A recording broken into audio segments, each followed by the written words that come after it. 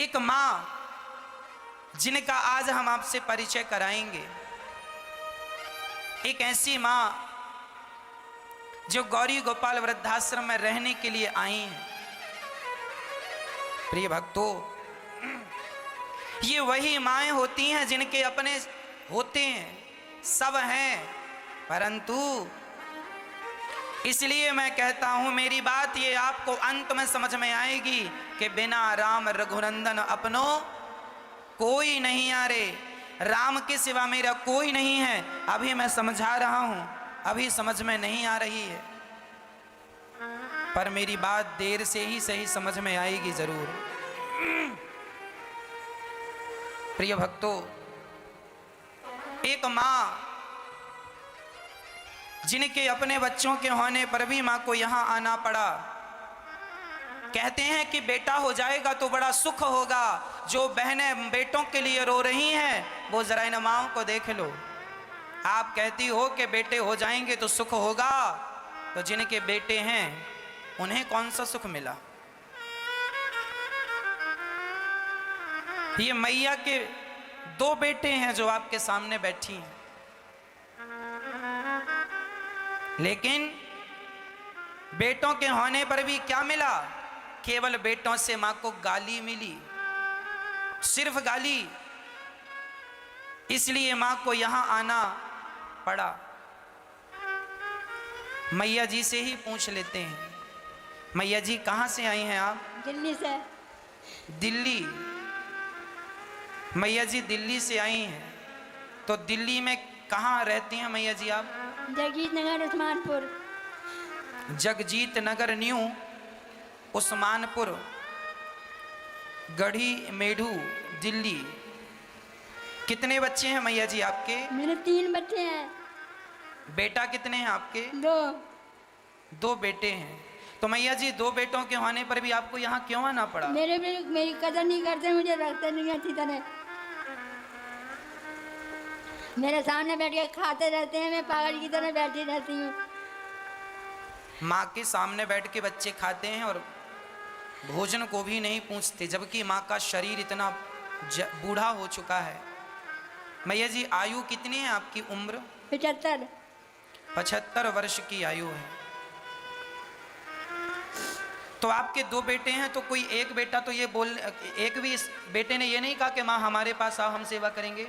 छोटा बेटा कहता है, लेकिन उसकी बहू बहुत खराब है। वो कहती है मेरे पास मत आना, नाले में डूब के मर जाना, जमुना में डूब के मर जाना। छोटे बेटे की बहू कहती है नाले में डूब के मर जाओ।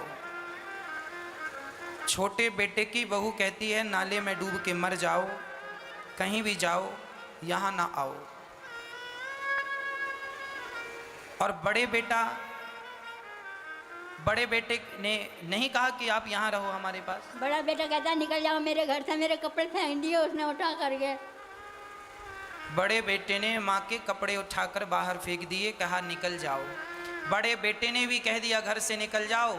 छोटे बेटे की बहू ने कह दिया नाले में कूद के मर जाओ। अब बताओ, ये माँ का देखो, माँ का हाथ भी कंपन करता है, शरीर कपता है। इस उम्र में जब ठीक से खड़ा नहीं हुआ जाता, 75 वर्ष की आयु है, इस उम्र में जब शरीर जर्जर हो गया है, तो बताओ फिर 2 बच्चों को माँ बाप क्यों पैदा करते? इसीलिए ना कि इस उम्र में ये सहारा बने। इसलिए तो पैदा नहीं किया कि तुम बड़े हो के मेरा बोरिया बिस्तर सामान बाहर फेंक दो कि निकल जाओ मेरे घर से। सच कहता हूं मेरी माँ, इस दुनिया में सबके घर होते हैं, लेकिन एक स्त्री का, एक माँ का कोई घर नहीं होता। जब तक पति होता है तो वो ताने मारता है मेरे घर से निकल जाओ, गुस्सा आती है तो बोल देता धोखे से निकल जा मेरे घर से, और बेटे ने कह दिया मेरे घर से निकल जा। तो बताओ फिर इन माओं का घर कौन सा है? कौन हुआ इन माओं का घर?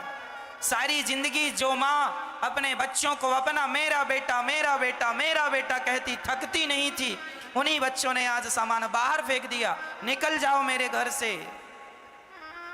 क्या यही न्याय है इन माओं के साथ? प्रार्थना करता हूं अपनी माँ को तो ना दुखाओ, माँ का तो दिल ना दुखाओ जिसने तुम्हें जन्म दिया है, और वो भी इस उम्र में चलने फिरने की हिम्मत नहीं है।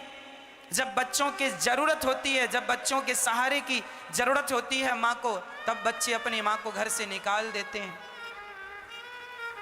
कितने बच्चों ने इसलिए निकाल दिया कि माँ पैसा दो। कहां से लाएगी माँ पैसा, कहां से देगी तुम्हें पैसा? सारी जिंदगी दिया तो सही, अरे तुम्हें जन्म दे दिया है, मनुष्य के शरीर में लाकर खड़ा कर दिया, क्या ये कोई पैसे से कम था?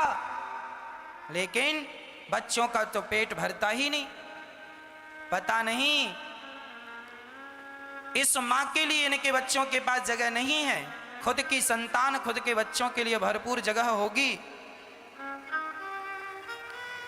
हाँ प्रिय भक्तों, प्रार्थना करता हूं कहीं इनके बच्चे मिले तो जरूर हाथ जोड़ के कहना, वाह बेटा, अपनी मां के साथ क्या ऐसा व्यवहार करना शोभनीय है? क्या अपनी मां को बुढ़ापे में इतने आंसू देना तुम्हारे लिए यही ठीक लगा तुम्हें? अरे खुशियां तो दे ना सके, आंसू और दे दिए। कहां जाएंगी ये मां? इसलिए यदास अनिरुद्ध ने इन माओं के रहने के लिए गौरी गोपाल वृद्धाश्रम बनाया है। वो पति के घर को भले ना कह सकें कि ये मेरा है, बेटे के घर को भले ना कह सकें कि ये मेरा है, पर गौरी गोपाल वृद्धाश्रम में रहती हुई माँ ये कह सकती है कि ये घर मेरा है। इसलिए ये दास अनिरुद्ध आपसे प्रार्थना करता है कि इन माओं के आंसू को पहुंचने के योग्य ईश्वर ने बनाया है, सामर्थ्य दी है ईश्वर ने, तो जरूर इन माओं के आंसू पहुंचिएगा। गौरी गोपाल वृद्धाश्रम माओं से पैक हो चुका है, एक किराए से हमने आश्रम ले रखा है, इसलिए ताकि इन माओं को वापस जाना ना पड़े। आश्रम में बिल्कुल जगह नहीं बची, माताएं आती हैं, फिर भी हमसे ये नहीं कहा जाता कि